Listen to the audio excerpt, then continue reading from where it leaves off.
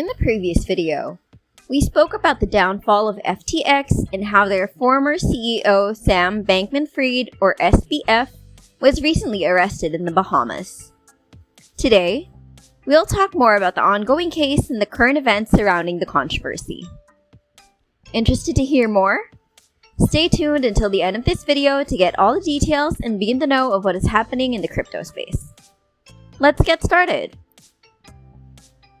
After being charged by the US government with, quote, one of the biggest financial frauds in US history, unquote, SBF appeared before a judge in the Bahamas, where his lawyers petitioned his release on bail of $250,000.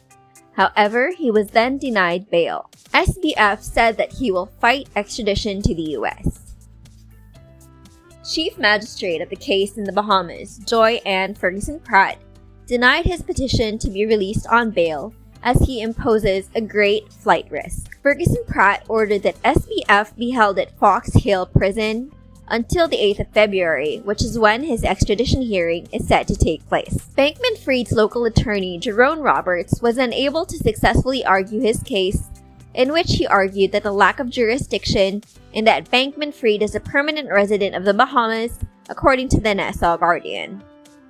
Bahamian media has previously been inquisitive whether the FTX founder is a permanent resident. It was reported that Bankman-Fried's parents were present, and at one point in time, police escorted one of SBF's family members to his residence in Albany to get his medication. So far, SBF is being charged with 8 criminal charges in the US, including wire fraud, money laundering, and conspiracy to defraud. There are also civil charges filed against him, including misleading investors who put more than $1 billion into the company. Government officials have also accused him of violating campaign finance laws. The U.S. Attorney for the Southern District of New York, Damian Williams, stated that the elaborate fraud scheme SBF set up and is accused of is among the largest in U.S. history. Welcome to 6ZeroCrypto, where you get your daily dose of knowledge for crypto. If you want to get the latest news on the cryptocurrency market, then smash that subscribe button and ring the notification bell to stay updated. Aside from defrauding customers, business partners, and investors, Williams mentioned that SBF had used tens of millions in ill-gotten gains for illegal campaign contributions to the Democrats and Republican parties. Quote, all this dirty money was used in service of Bankman-Fried's desire to buy bipartisan influence and impact the direction of public policy in Washington, end quote, Williams said. According to an article by The Verge, the court's decision to deny bail follows a marathon hearing in the House Financial Services Committee, where lawmakers questioned current FTX CEO John J. Ray III over the exchange's collapse. Before his arrest, SBF was slated to testify before lawmakers as well. In remarks obtained by the Wall Street Journal, SBF was prepared to apologize for the implosion, but also placed partial blame onto Ray and rival cryptocurrency exchange Binance. The arrest of Sam Bankman-Fried is welcome news, but it still does not get to the bottom of what happened at FTX and why it happened, and who else may be responsible. Incoming Financial Services Chair Patrick McHenry, a Republican in Texas, said in his opening statement for the trial. In the US, SBF has chosen defense lawyer Mark Cohen. Cohen is best known for having represented Ghislaine Maxwell during her trial, as well as Mexican cartel boss Joaquin El Chapo Guzman. Ryan Pinder, the Bahamas Attorney General and Minister of Legal Affairs, said in a statement following the arrest that the arrest followed receipt of formal notification from the United States that it has filed criminal charges against SBF and is likely to request his extradition.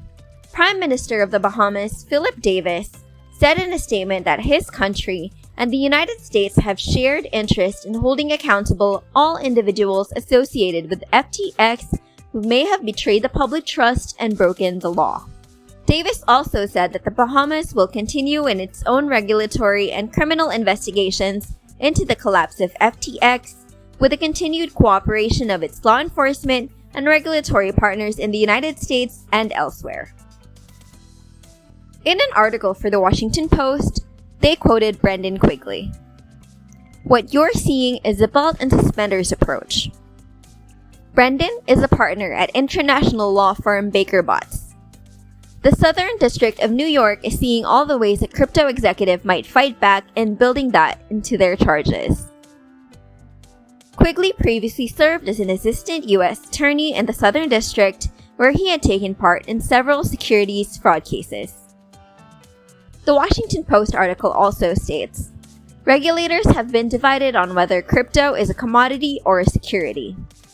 By charging Bankman-Fried with fraud in both areas, Quigley said, the prosecution sidesteps the question, and filing separate counts for lenders and customers reduces the odds of defense lawyers muddling who actually was hurt by FTX, which can be hard to determine with so much money coming in and out.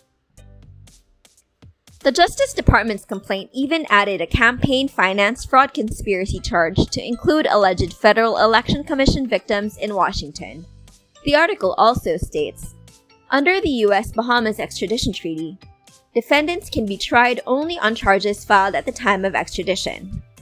Defense lawyers could argue that any charges added later should be thrown out because it would mean the extradition took place under false pretenses. They may not get another chance, Quigley said, so they did as much as they could now. The extradition process can take a year or longer, said David Haas, a U.S. lawyer who has defended people facing extradition. Usually, people don't want to sit in a jail overseas. That tends to be a major factor in whether someone challenges extradition. A Reuters article on the trial stated, like most extradition treaties, the U.S. Bahamas Agreement requires alleged offenses to be considered crimes in both countries. Bankman-Fried is unlikely to convince a Bahamian court that securities fraud and wire fraud he stands accused of are not illegal in the Bahamas, attorney said. Bahamian law generally reflects American law in these matters, said white-collar criminal defense attorney Jack Sharman. I wouldn't expect differences in the law to be a big extradition problem.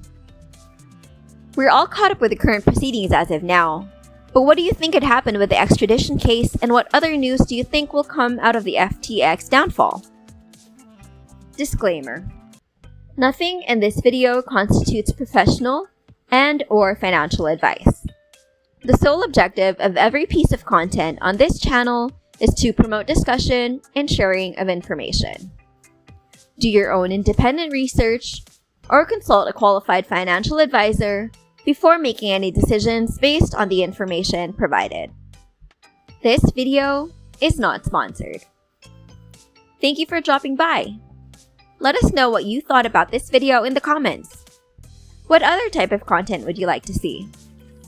Like and subscribe if you haven't yet, and ring the notification bell to stay updated for whenever we post new content.